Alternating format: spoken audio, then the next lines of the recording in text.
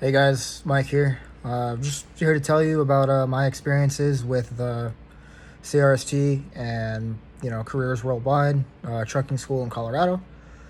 Uh, Originally, before I was gonna go, I tried to do some research on it, and there's not really a whole lot out there, which is surprising because a lot of people go there, um, and a lot of the stuff that was there was a little outdated. So I figured, hey, I went through the course, and I'm now with CRST. I'm gonna go ahead and make a video. I might help someone else out. Hey, maybe the recruiters talking about sending them there. They want to learn more about it. This video is for you. So yeah, that some things that I recommend before you even go out there is to study. Because that first week you're going to have your drug test. I recommend studying for your drug test. A lot of people fail at that. That is Tuesday, the first week. Wednesday is when you take your permit, and it's your general knowledge, your air brakes, and your combination. I really recommend studying for those. They're going to give you a booklet the first day that you get there on Saturday. But I recommend studying before you go out there. It'll just make it easier. You'll be one step ahead of the game, and it'll just really make it easier. So yeah, when you get there, just a general overview of it. Typically you arrive there on Saturday. If depending on if you bust in or flew in, I flew. Get there on Saturday or Sunday, but class starts Monday. A lot of people fail to recognize this, but bus picks you up at 6:30 in the morning, and it'll take you to the classroom. And then you'll do your sort of orientation to the school, and it's just going over all the rules and all the basic stuff and what you can expect, and how to prepare for your permit test and such. But yeah, first real thing you'll do is on Tuesday. You will go take your DOT physical. So you'll go there. You'll get your they'll do a urine test just to test to see if if you're diabetic. They will do a hair follicle test, which that's the drug test. And then they'll test your vision and blood pressure and all that. So if you have any issues with that, they're gonna find out that day. And I recommend getting any issue fixed before going there. And if you cannot pass the drug test, don't go. It is so stupid. It is stupid, dude. Can't tell you, because we were a class of 27, and I think we lost seven or eight people to blood pressure and drug tests. Lost one guy to vision, which was kind of sad, but yeah. If you can't pass the drug test, man, just wait. Clean yourself up. Go later. Use that time to study so that when you get there, you can nail it and pass your permit test on the first try. That's all I really have to say about that. It is a hair test. It's gonna go back a couple months. I've been told, some people said 90 days, some people said 6 months. I don't really know how it works, but hey, just be prepared for that. We had one guy. He got on the bus for 22 hours, got there, and then they said hair follicle, which he already knew before he got there. The recruiter should ask you if you can pass a drug test, and if you say yes, he will send you there. He will send you to the school. Let a guy get there, and then he got too scared because he knew that we were going to do the drug test that day, so he left. He went home, which he had to then pay for his own bus ticket home, because you can't just leave. You have to fail something for them to, send outside of the drug test, I think. But anyhow, so yeah, with your permit test that you'll take on Wednesday, some people, depending on how big the class is, might not be able to take it till Thursday. But yeah, with the permit test, took mine on a Wednesday. I passed everything first try. It's not a hard test. It's not easy because it's a lot of information, but for some people it's all new information that you might have not ever even heard of before. So yeah, I really recommend, before you go there, download the Colorado CDL handbook, read the general knowledge, read the air brake and combination, read all that stuff, soak in as much as you can. It'll just make it easier for you, because I'm gonna have you test on Wednesday, and you've only been there for a couple days, so if you don't know anything, that's a lot of it's a lot of information over a short period of time. So just learn that as much as you can. Can't tell you what, you're gonna see a lot of people fail this test. It's 50 questions for the general knowledge, 25 for air brake, 20 for combination. You're gonna see a lot of people fail on the permit. You're gonna see a lot of people fail on your drug test. It's another thing to mention on your drug test. When you fail the drug test, you're not gonna fail it that day. You're not. You're gonna fail it a week to a week and a half later. And yeah, you probably already know why that's bad, because you're gonna be there this whole time. You know what I mean? So you're gonna be like 2 weeks in this course thinking you're good, and then bam, that's when you get the phone call that you failed. They're sending you home.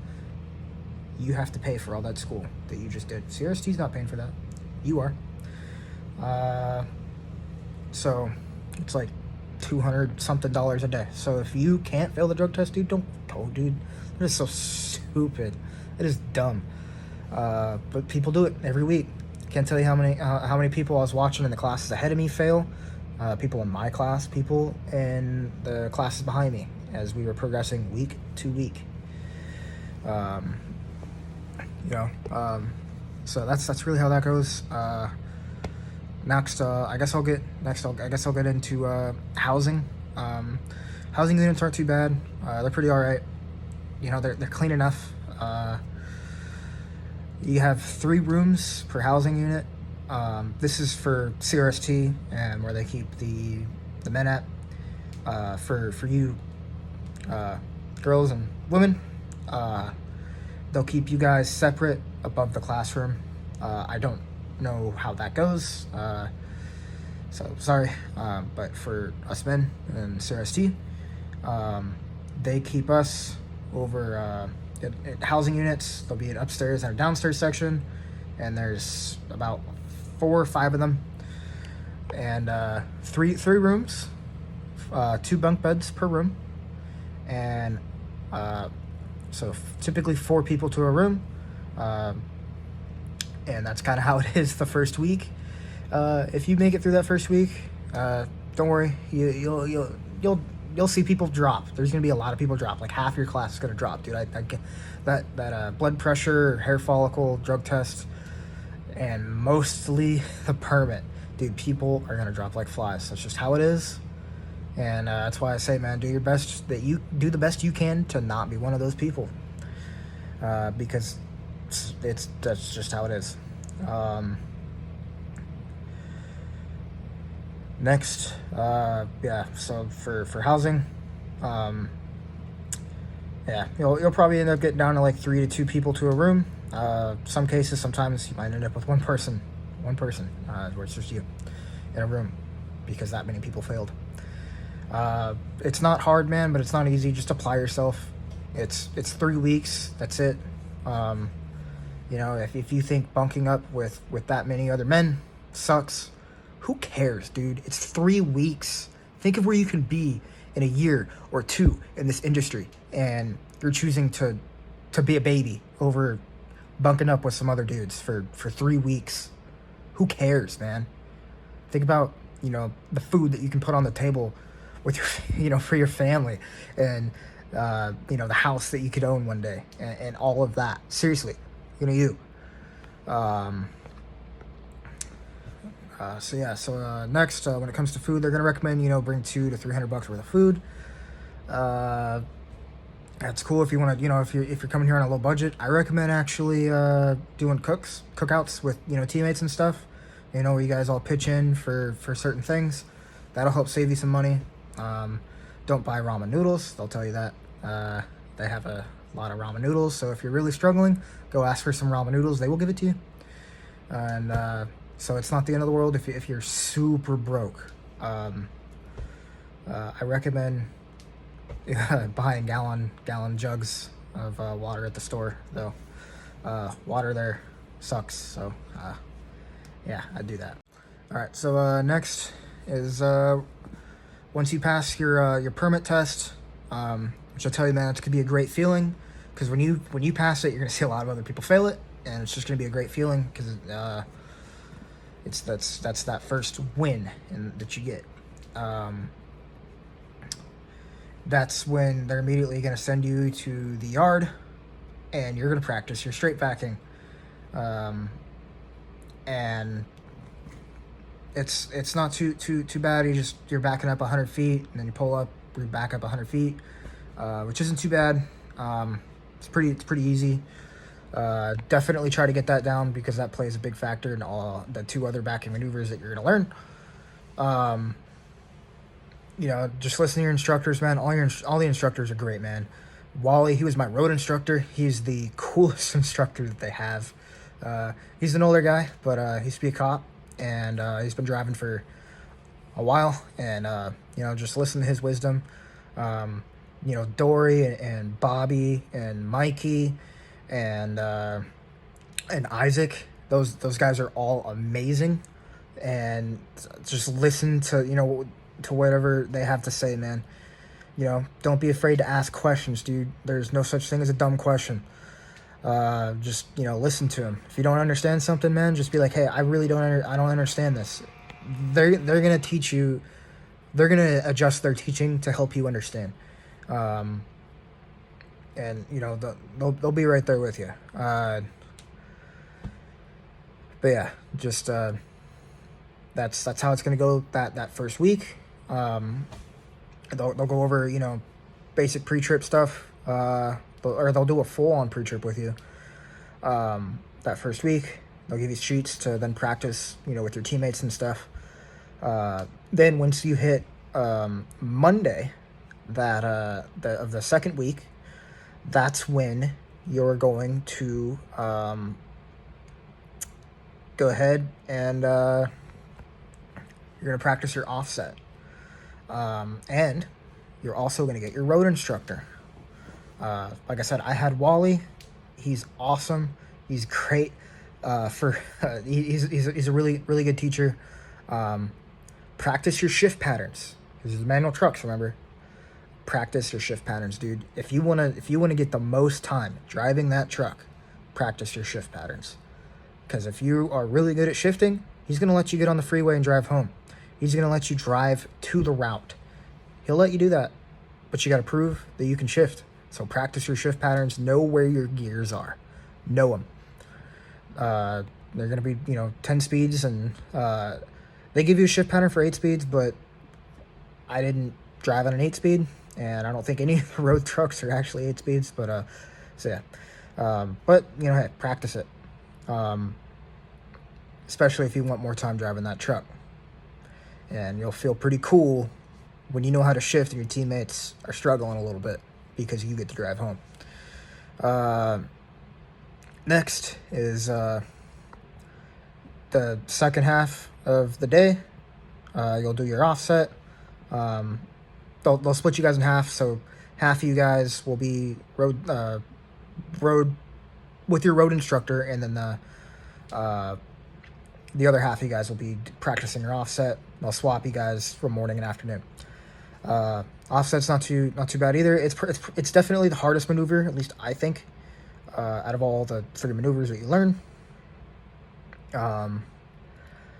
It's what offset is you start in one lane, you pull up, and then back it into the lane beside. Then you pull up, back into the lane that you started in. That is how offset works. It's that'll teach you.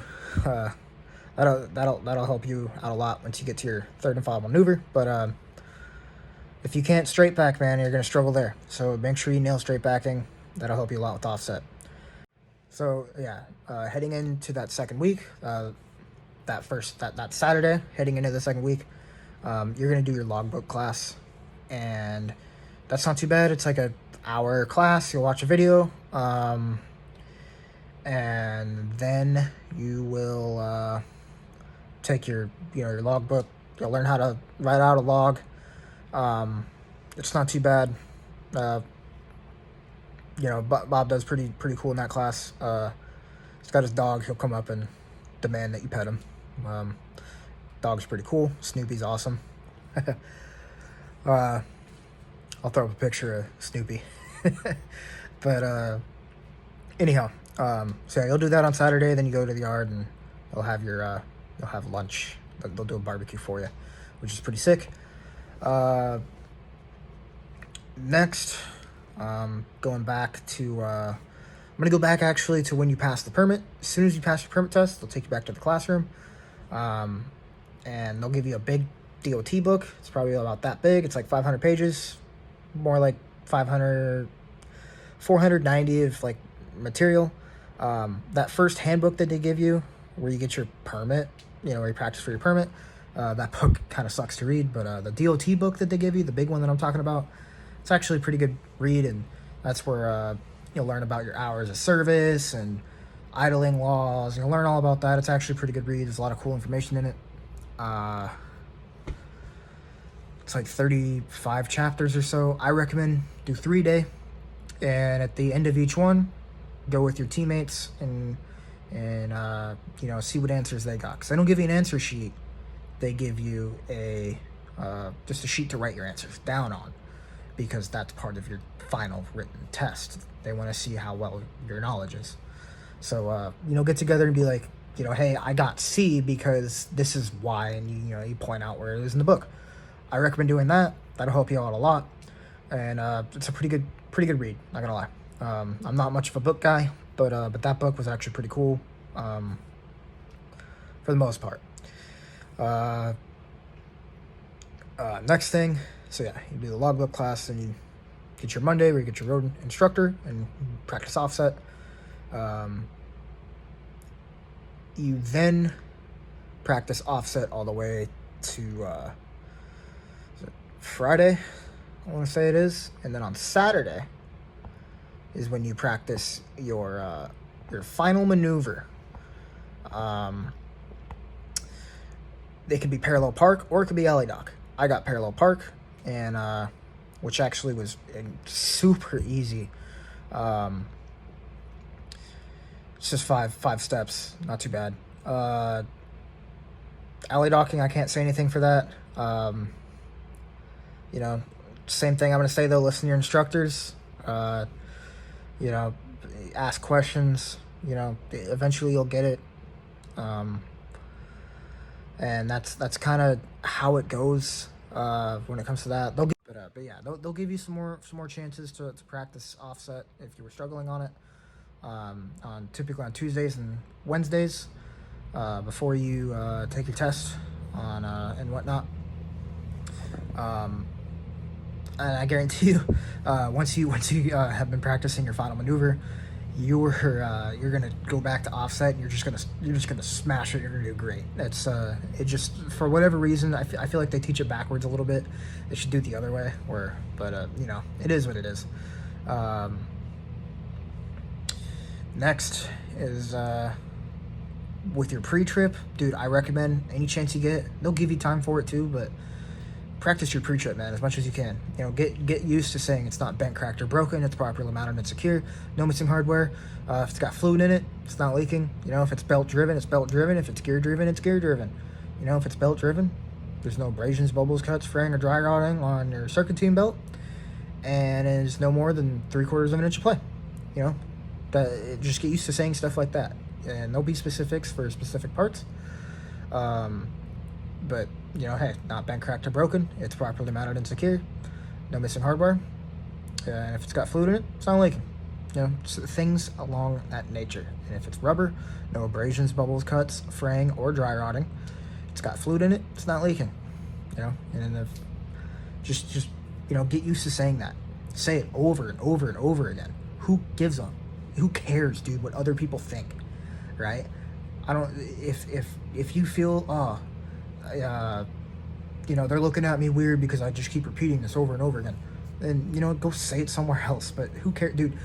When you pass, you're gonna feel great.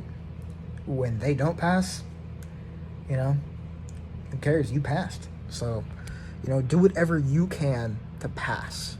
That's just what I recommend. Study, write things down if it makes it easier for you. You know, external light check's pretty easy when it comes to your pre-trip, but when you do your in-cab, that's the one where that's going to be written in red. You can't fail that part. It's automatic failure if you mess that up. So just practice your in-cab. Right? Just remember, you're going to do your air governor cutoff 4 times. If you didn't, something was wrong. You messed up. So, you know, that's all I have to say on that. I can't think of anything else. When it comes to whoever tests you, you'll get probably, see, you got Clint, who tested me. Clint's an awesome dude.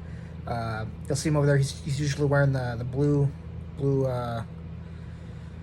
ripped shirt or whatever. It's got no sleeves, the sleeveless shirt. And he typically tests all the people that show up with the Class B, just to they pay the $400. So you'll see him over there. But you have Clint, Mikey, Rob, Victoria. Sometimes they'll have some other people test, but it's typically them. Just listen to them, you know, they'll help you out.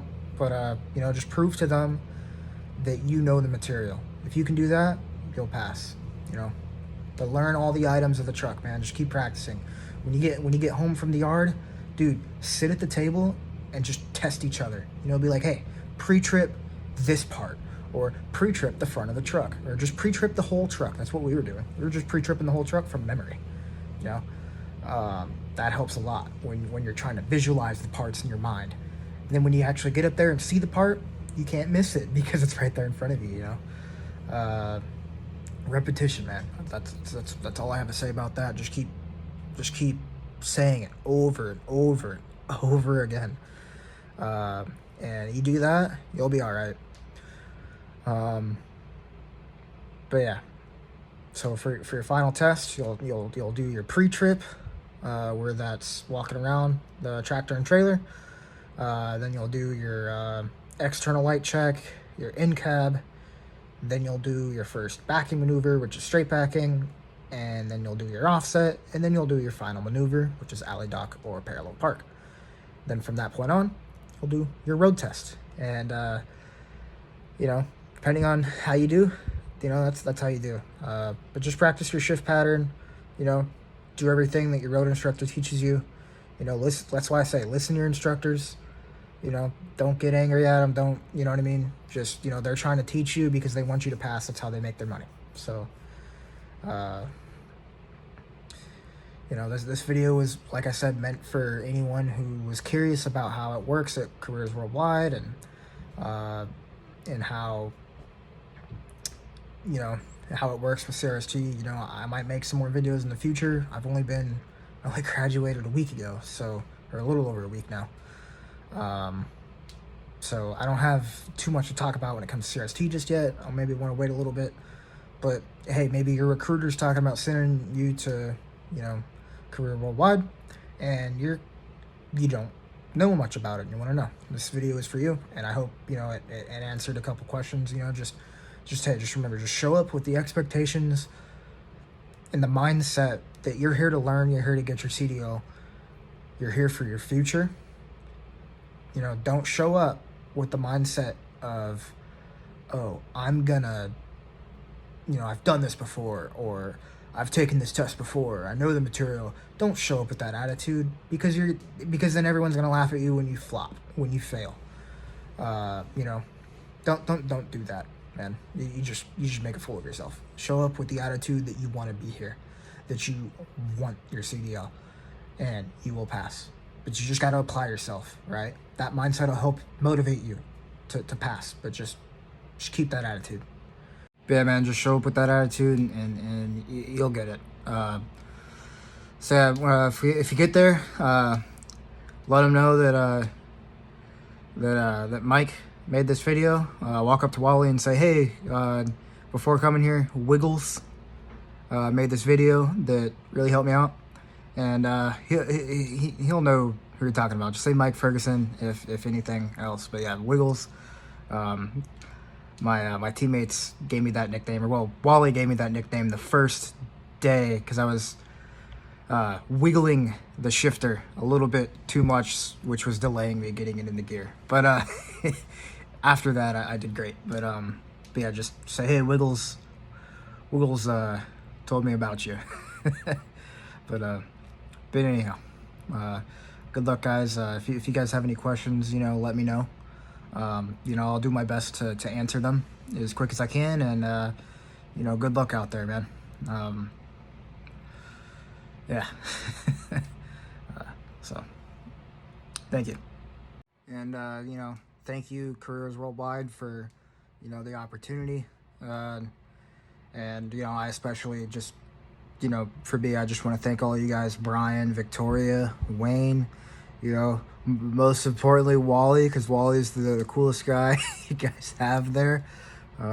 Isaac, I know you guys just hired him, but I'm giving him some credit for that offset. All right, he helped me a lot in offset, and he's awesome. Best hire you guys could have had, for sure. Best decision that you guys have made. I